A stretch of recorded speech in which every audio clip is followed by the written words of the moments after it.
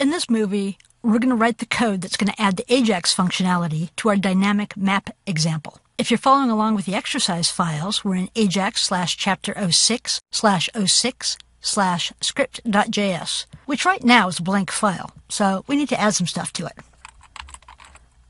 As usual, we start off with our window.onload, and it's going to be set to initAll. We have to create our variable xhr, which will start off initialized as false.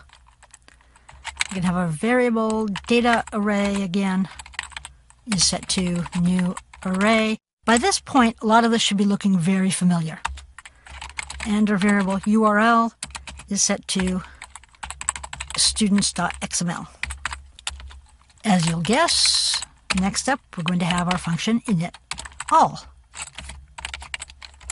And at this point, we're going to go and open up our code snippets, because this is the same code that we've written a number of times so far, so why do it again? So we switch over, take a look here, open up code snippets, and we want our AJAX request.txt. What we're going to want is this part of the code, copy it, and we'll paste it in here. So here's our if window XML HTTP request, XHR is new request, else if window ActiveX object, try catch E, and end this. We're down here, if XHR on ready state change equals show contents, except here we're going to want to call this function, we're going to want to call it set data array, because that's what we're doing here. Get URL and true, and here's where we actually send off the request, else alert.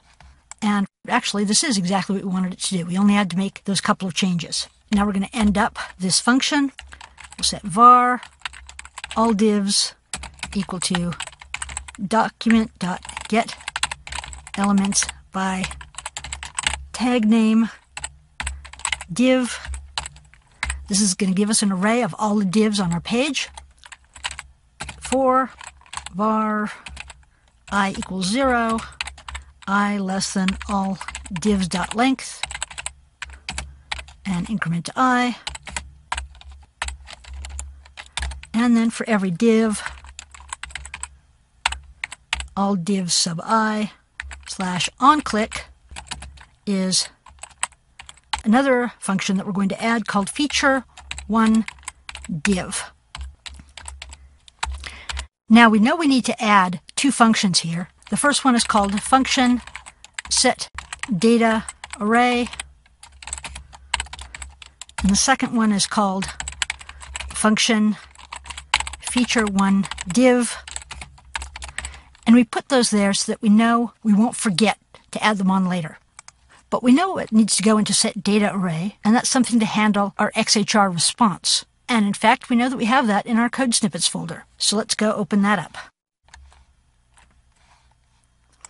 Here's our AJAX response. We'll copy this out. And now we're going to paste it into set data array. So we start off, we check to see if ready state is 4, check to see if status is 200, but now we're going to want to do something else besides handle out message. So delete that line, delete that comment, and we'll change this to an alert. Alert. There's a problem with the request. And that way, if there's a problem, the message will still show up. But if everything's okay, we're back here. And in that case, we want to say if xhr.response XML. If we got XML back, because we're expecting to get XML back, there's certain things that we want to do. If that's the case, we're going to set a new array up called var all data equal to xhr.response XML.get elements by tag name student. And this gets every student in the students.xml file. So we're going to have an array of student information. So now we need to go through that array. Here's where we do that. For var I equals 0, I less than all data dot length, and increment I, start off, we're going to set up a temporary object. So we're going to create it. This temporary object is going to contain all the student information that we care about. So all we have to do to create a new object, say var temp object equals new object. Same as any other type of object in JavaScript. So temp object dot first name equals. Now we could write out this code over and over and over again that goes and gets the first name. But then we're going to have to repeat it for the first name and the last name and the seat and the lunch period and the reading group. So instead, we're going to throw it all into a new function later on. And that function is going to be called getVal for getValue. When I write it here, just remember I'll need to add it in later. And what we need to pass it is alldata_i, which is the ith position in the alldata array, which is the one we're looking at now. And we need to pass it the string first name.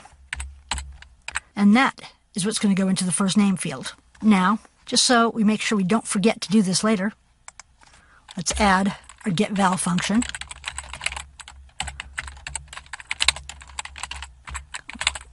We're going to pass in two variables, and inside we're going to call them the data and the tag.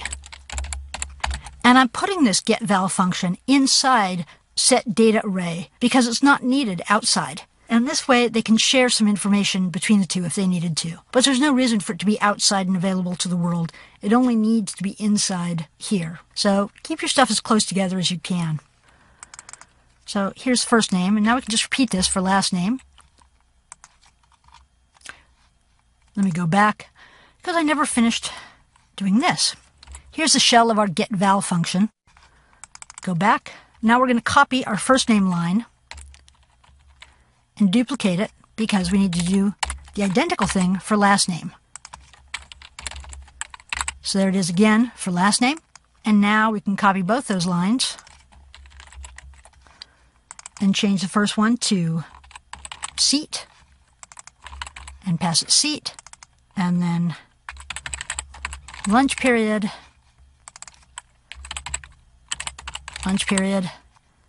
and one last one, which is reading group and reading group. Now what you should know by this point, but here's a reminder in case you've forgotten, JavaScript is flexible enough that you can create an object just by adding new properties to anything.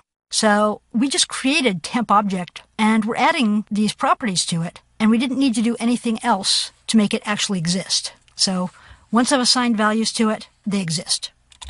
So now finally we say data array sub I equals temp object. So everything inside temp object, all of those different properties get put back into a different array. So there are 5 fields, but those 5 properties all belong to one single object. So data array is an array of objects. Now it's time to finish the getVal function. And all we're going to do here is say return the data dot get elements by tag name, the tag. Now that gives us back an array, so we want the very first entry in that array, so that's sub 0. And then we want the first child of that node. So there's first child, and then we want the value of that first child. And that is the actual value of what we want. Saying return means that getVal, being past these 2 fields, returns this first name value, and we'll put it into the first name property of temp object. So instead of doing this big long line here over and over and over again, we can stick it all into one function that returns that value, and then call that function over and over and over again here.